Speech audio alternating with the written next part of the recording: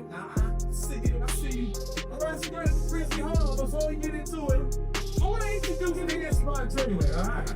Now, this is a damn team like looking from all across the world. Trying to find out what happened. Okay, wasn't you just talking to her? Can she provide all them information to you? Well, let me ask you this. I was just talking to her. What if she told me that you beat the out of her and you jumped on top of her and started punching her in the face? Should I just go ahead and take that? Okay, but don't you know? It's your side of the story. Give your side. All these restrictions, but you want to be great. Being great is really pushing the envelope. You know what I'm saying? Gervonta Davis has finally spoken out after reports of his arrest and the sudden cancellation of his fight with Jake Paul. Tank is now facing a new civil lawsuit with serious domestic violence. Accusations his coach and team have given. Only brief public statements so far, while Jake Paul's November 14th event hangs in limbo as promoters dig into the situation. The lightweight.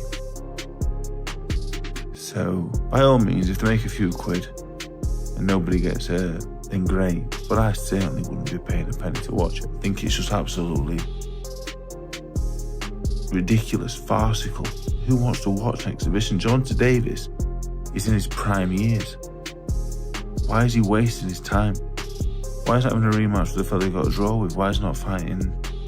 Why is he not going up a weight and fighting Lopez and Garcia's and them fighters? Why is he fighting Jake Paul in an exhibition?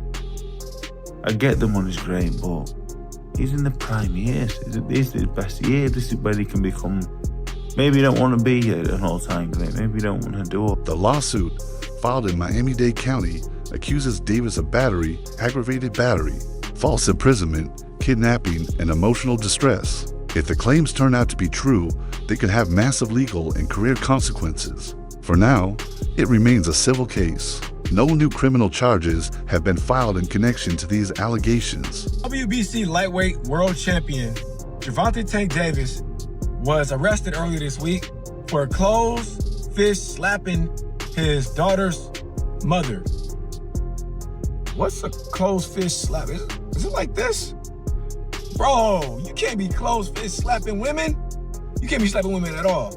But don't you know your hand is like Thor's hammer? Bro, you can go to jail for even flicking somebody, man. Don't you got a fight coming up? Or are you trying to ruin your career? So far, Davis hasn't made any major public statements explaining his side of the story. The only response has come through his inner circle. His coach said Davis is doing great and that they're still figuring out what's happening.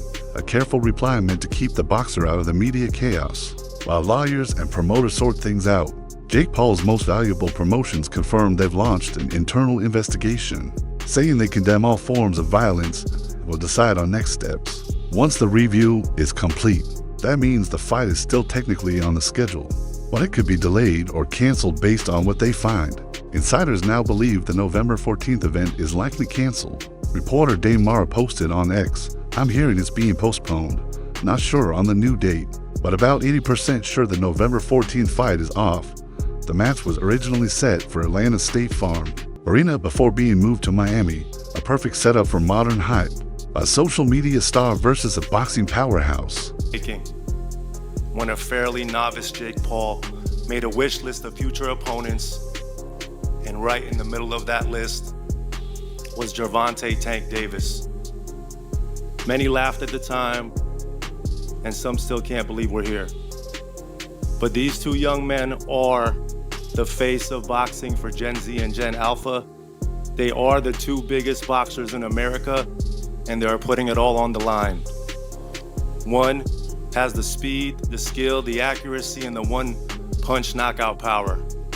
The other has the size, the force, and the unbreakable confidence to make this must-see Netflix. The rules only added more buzz. Davis, a lightweight star who usually fights between 135 and 140 pounds, was stepping up to face Paul, who competes closer to cruiserweight. At the press conference, it was revealed that the bout would be capped at 195 pounds with 12-ounce gloves. Davis questioned the setup, noting the big size difference and the circus-like promotion around it. Still, a sellout crowd could have made this one of the year's biggest boxing events. Watch is Tank Davis versus Jake Paul. I want Tank Davis to knock his block off. I'm sick of the Paul brothers, both of them. I can't stand either one of them. And I know I'll get pounded with emails. He's just jealous. No, I'm not jealous of them. I could care less how much money they make. I don't like their attitude. I don't like the way they conduct themselves. I don't like the way they think, you know. Boxing fans on social media are growing skeptical of Gervonta Davis, accusing him of avoiding top-level opponents like Shocker Stevenson and Teofimo Lopez in favor of an easier, more profitable matchup with Jake Paul. Many believe Davis is chasing money, not real competition, saying financial gain has become a bigger factor in his career decisions than athletic challenge. We wouldn't go ever fight no Shakur Stevenson, no Keyshawn Davis, no Teofimo Lopez, no none of them dudes. You know what I'm talking about? We gotta think and look at Tank Davis's whole career. He done made some bread, but at the end of the day, all that bread that he made, when it's all said and done, he ain't gonna get no respect from his peers, because we gonna look down his resume and we gonna be like, he was trash, he was some trash, he was some trash, he was alright, but he was never like that. He was okay, he was some trash, he was some trash. Originally, Davis was expected to face Roach in a rematch after their first fight ended in a controversial draw. The plan was for Davis to settle the score and strengthen his legacy with a clear victory.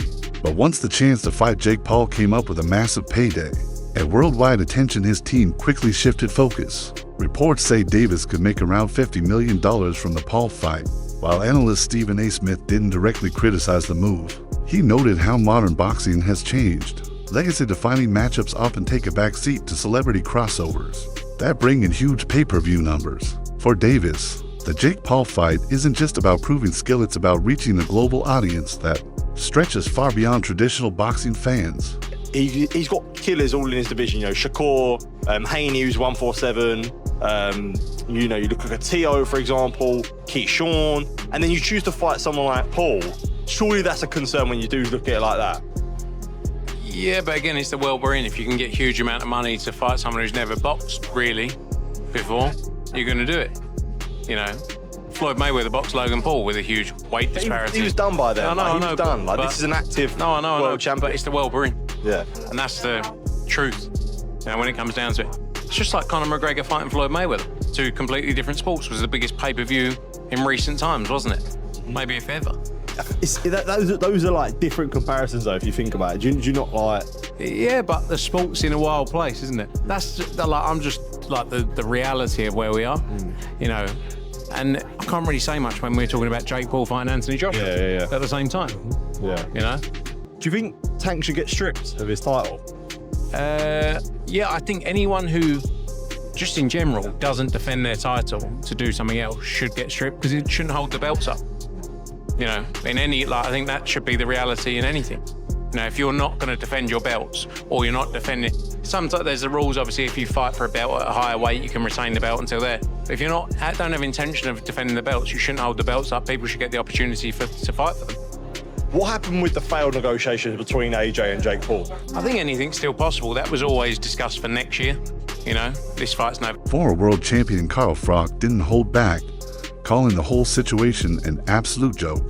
He revealed that talks for a Jake Paul versus Anthony Joshua fight were nearly done, about 99% finalized. But instead of taking on a heavyweight powerhouse like Joshua, Paul switched gears and chose Gervonta Davis, a fighter literally half his size. Froch said the move made no sense and showed Paul cares more about attention than true competition.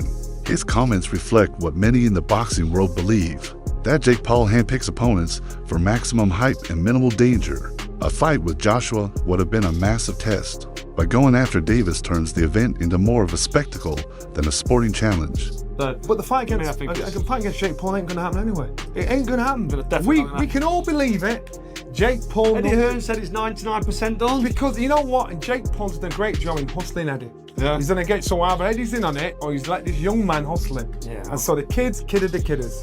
Well, listen, we've had a chat, we've caught up. We'll have another chat as well in a... I'm going to do some sunbathing, man. Days, bit of sunbathing. Top up the town. Yes, I do. Might as well. Black is the number. Let us know in the comments who you think wins the fight and what Anthony Joshua should be doing next. Do you agree with us? Do you disagree with us? Let us know in the comments below. This has been another episode of Froch on Fighting. Got the main man here, Johnny Nelson, aka Blip man.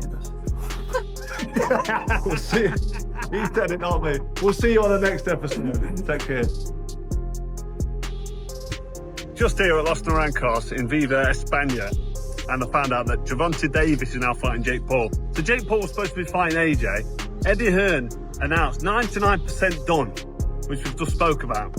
What next for AJ? Potentially Jake Paul. But it now looks like that Jake Paul is fighting one of Anthony Joshua's legs. He's fighting Gervonta Davis, somebody who's a quarter of his size. I don't even know what's going on. Has Eddie Hearn been... Meanwhile, Nakiza Badarian, co-founder of Most Valuable Promotions, pushed back against criticism about Paul's size advantage. He argued that weight won't decide the outcome when facing someone as skilled as Davis. According to Badarian, Paul only needed the heavier catch weight because he's still learning the sport. He also revealed that the Davis fight wasn't thrown together at the last minute. It had been planned for a while, especially after a proposed bout with Canelo Alvarez fell apart. Badarian said Davis had been asking for this fight for years, and once the Canelo deal collapsed, the road to Tank was wide open. Tank are gonna happen November 14th. Whatever weight they want, man, they're talking about it, and whatever it is, there's gonna be a definitive outcome. People can talk about pro, exhibition. We're gonna make sure this is as real as it's real. Why was it, just out of curiosity, why is it not a professional bout and why is it an exhibition? Because I'm sure Jake would have taken the professional bout. Nothing's been communicated as yet in terms of what it is, right? Similar to, if you remember with Paul Tyson, when we announced it, we didn't have the weight, we didn't have the rules, particularly in terms of the number of rounds, the minutes, the gloves. It's gonna be the same thing here. Gotcha. Can you just offer us any insight as to how these negotiations were? And the reason I ask is because I remember back in March, I was at Tank's fight, and after his fight in his press conference, he was asked, next opponent. He said, well, my next opponent might have been in my locker room tonight, and people asked him, was it Jake? He made reference, he made allusion to. Has this been an ongoing thing, and has it ever, been at a point where it wasn't gonna happen and came back, or was this always the plan? Always been the plan for Jake to fight Tank once Canelo didn't happen. And to Tank's credit, he's a real bad dude, and he's been calling out Jake for 3 years. And people, it's funny how now they're saying size matters, Jake is big, when for so long